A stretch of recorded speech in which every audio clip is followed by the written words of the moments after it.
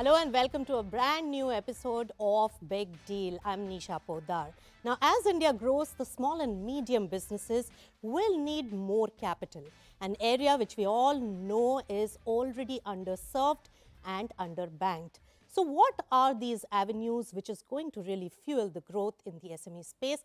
Let me welcome on the show the panelists who really focus on this space. Let me welcome Siddharth Parekh of Paragon Partners, Aseem Dhru of SBFC, and Sumant Rampal of HDFC Bank. Hi. Gentlemen, so good to have you on CNBC-TV18, and thanks so much for stepping by in the studio for a better discussion. Now, Sumant, beginning with you, it's often said that banks do not focus on this particular area. Now, do you think that the banks would train their eyes towards this as a customer base for banking the SMEs, because the growth potential could be huge there? Oh, absolutely, Nisha. And I think this is a segment that we at HDFC Bank, and I've seen others also very heavily focusing on. Last half a decade for sure has been fantastic in terms of reach to this particular segment. And we are very happy and very proud of our association with MSMEs. Right. And it is growing. It is growing pretty well. Our biggest strength has been that, and MSMEs love it because they see a bank coming with a plethora of products to them. It's like providing them not only financing, but the entire banking product suite, which is the most important thing for the MSMEs. It's just not about money, it's also about the banking facilities. Right. Let's talk about SBFC, focused on this space. Now, Aseem, from the banking background, you actually focused on this area and started this NBFC. How have you seen in the last few years the growth and the potential of this segment? So see, NBFCs are coolies of credit. So we take credit from banks and then take it down and parcel them out to the small businesses across the country. And we kind of fill in the gaps left by the big rocks, the banks. So the MSME in India is a blind man and elephant story. So everybody looks at the MSME and finds it and views it differently and finds it different. Yes. We focus more on the micro end of the market. There are 64 million businesses in this country, and only about 9 to 10% have any access to organized finance. So the market is pretty deep. It is very long. It's a long runway, but it is difficult because these businesses are ubiquitous. They are there across the country. Yes. And for you to be able to reach out is a big challenge. But big challenge, if you solve it, big problems, there are big payoffs. All right. So high risk, high reward can also be one of the aspects. Now, Siddharth, private equity, they have not looked at this space. What have you identified in terms of the potential in this area? And what is your key focus when you invest and give equity capital in the SME space? Thanks, Nisha. Our focus as a private equity fund has always been in the SME space. We identified this space as a large investing opportunity given the funding mismatch here. There's a huge supply-demand mismatch.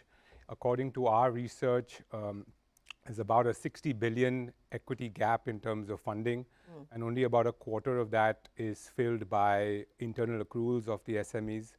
So we think that there are fewer funds operating in this space, and this gave us the opportunity to invest growth capital to really help these businesses scale up through capital and also through our expertise. So we focus on the mid-market space. We invest growth capital. We look at businesses that have already proven product market fit and have scaled to a certain degree. And then we look to take them to the next level of growth. Right. So in a way, if I say, Siddharth, you also help in bringing about all those important governance standards and probably shift them from unorganized to organized. Is that something that you have experienced as well? Yes, absolutely. We work very collaboratively with the management teams and the founders to really establish robust governance structures, systems and processes, help them navigate on-the-ground challenges, and get them to the next level where they can potentially go for an IPO or be sold to a larger business. So we work very closely with them to institute a lot of these practices. That's right, the best practices. And Sumant, now banks, when they look at smaller businesses, with so many pieces of the puzzle not in place yet, Do you think there's a lot of advisory that comes into play? And how many banks, you speaking from the sector, so how many banks are really focusing on this? Because your cost of customer acquisition also becomes very high. Yes. So what is it that that's in favor of the banks to focus on this? See, our experience is this, that when we go and meet up with an MSME, the need of the MSME is, of course, the funding from a growth perspective. But we've also realized that most of these MSMEs also need a lot of support on basic banking, support on if they are large importers, exporters, to kind of advise them on the treasury side. If they are wanting to grow within the country, how cash management services, digitization, technology can really support. So we put a lot of energy on making sure that our customers are getting the whole suite of products from us. And that's been a great learning for us. It's been a great value add for our customers. And that's the reason the bank, HDFC Bank, today is one of the largest MSME lenders in the country. And we believe that that has been the biggest change for the MSME segment. They have been wanting money for many years, but it's only in the last few years that they've seen banks coming along and talking a lot of other things along with it. So it's been a great benefit to them. Right. So the requirement is just so much, and the gap will take a lot of time to really be filled. But Aseem, you think that these businesses and micro side of these smaller businesses is what you focus on. Do you think there are many risks attached, and especially with one person holding that business and all your risks attached to that one key man? No, absolutely. The difficult part of this is that, see, you have to understand a little bit of history of how this sector evolved. So India, we could not take our people from agriculture to industry as China and other countries have. So somewhere people willy-nilly migrated into trade and services. So we became a nation of shopkeepers and small businesses. And these are all family-run businesses. They are not really entrepreneurs. They are more self-sustaining businesses. And they are family-run. Generally, they own it. The property is also owned by them.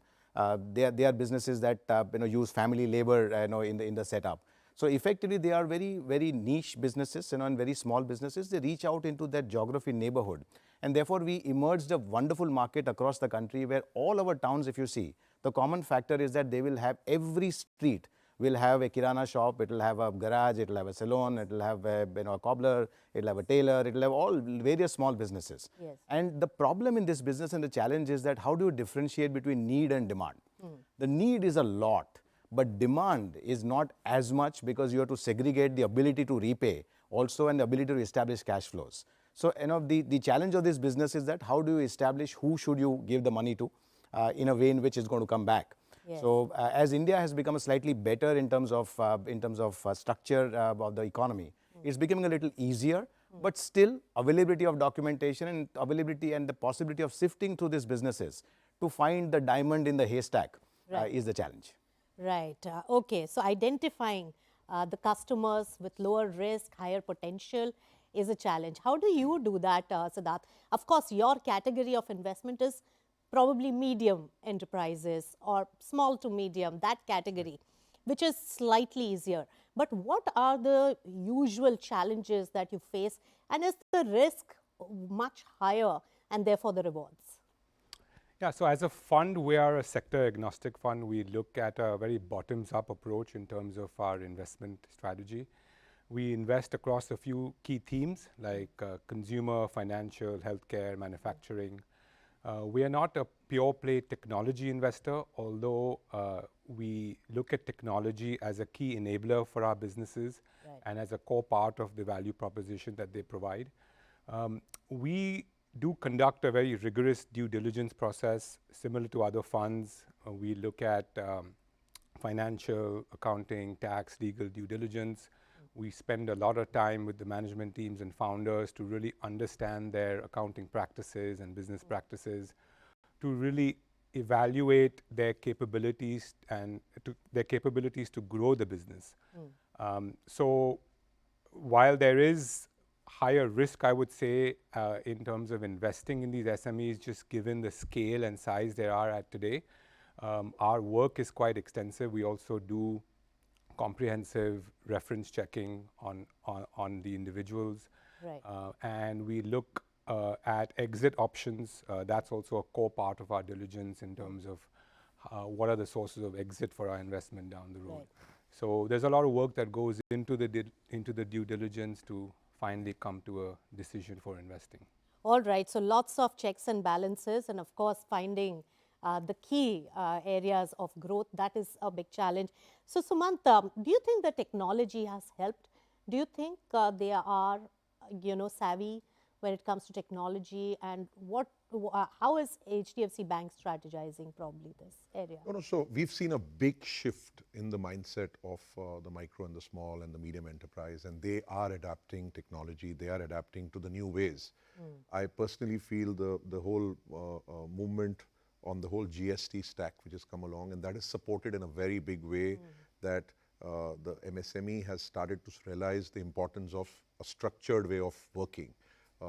That data is being used by us and other banks to kind of go out and reach out to our customers. And that is, I think, where the play is, that how can you use data? Yes.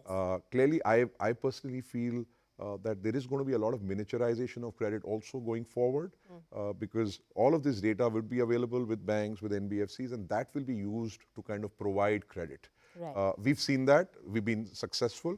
Yes, there are those teething issues which keep coming along, where acceptance on the processes for some of these things. But I think most of the MSMEs are finding that to be a very strong, useful product stream or way of borrowing. So government is also enabling this entire ecosystem when it Absolutely. comes to data, Yeah. account aggregation, OCEN. How is that helping? So, I personally feel there's a lot of focus on this from the government, and if you really see the schemes during COVID, the whole support that was provided through the ECGLCS. Right now, the CGTMSE schemes, the AIF, which are all beautiful schemes for most of the MSMEs to go out and use that for financing. And then along with that will come data, along with that will come growth for them. So this is the right framework that is getting created. As Aseem said, that there are more than the 62 million MSMEs, and that number is actually, if you see the latest report, it's coming to 80 million. So that number is just kind of growing by the day. And clearly data is only going to help, because the more they are on a structured platform, they'll be able to get access to credit, they'll be able to get access to finance. Right, but Aseem, Siddharth made a point about checking the financials. Now, when we talk about formalized economy and not so much, you deal with customers who don't even have a proper balance sheet. How do you tackle that? So see, if you first the background between GST, between demonetization, GST, UPI, and and a better tax compliance environment that's got created. See, our tax to GDP ratio has now almost touched 18%. That's at almost at the bottom end of the OECD countries. Yes. So effectively, you can clearly see that the amount of earlier, when, for example, there's a coconut vendor on the side of the street. There is no way to assess what the turnover of that customer of that person is. Now with UPI coming in, at least 10 to 15 to 20% of the transactions, even in rural areas, is happening through UPI. So you are suddenly able to spot the opportunity in where you earlier couldn't spot at all. Yes. So earlier, if you see the history of banking in India, first they lent against only assets because they could not, and there was no cash flows to trust. The second challenge is that these businesses have a P&L, but they don't have balance sheets. And banks struggle to lend to businesses that don't have balance sheets, because banks look at debt, equity, etc. And these businesses have no equity. I mean, they have money in the business, but there is no balance sheet that they have, so formalized equity is not present. And the third is that now we are able to finance even transactions. So if you may not want to finance the customer, but checkout financing is available, when a particular transaction is happening, to finance that transaction at the point of sale, rather than trying to finance the full firm, which makes it a little safer and better for both them and us. All right. So through experience, you have spotted the areas that you can capitalize on in terms of business proposition. So that, but technology is one thing that is really coming out, and more entrepreneurs have become technologically savvy. But you will agree that the VC world has really funded the small and medium enterprises when it comes to the new age sectors, and the technology and online driven sectors. So that in some way has bridged the gap for the SME lending or capitalizing. What do you have to say about that? No, that's true, Nisha. While there's been a lot of capital that has gone into software development and SaaS businesses, for example, the older economy businesses are also benefiting by leveraging this technology. Yes. What we're looking at is to fund businesses in old economy sectors like Yes. manufacturing, Yes. like healthcare, that are leveraging these softwares, these technology Yes. to really streamline their operations, to improve efficiencies in their business.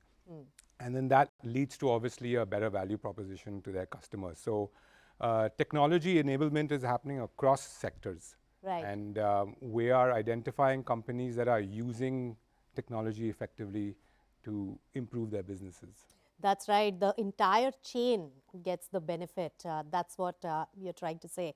And that definitely is one important point. But with that, hold on to your thoughts. We'll discuss much more, and especially the risks, unsecured loan, collaterals. Is this a big worry, especially when you want to capitalize smaller businesses? So we'll slip into a short breather and come back for more discussion on SME funding. Stay tuned.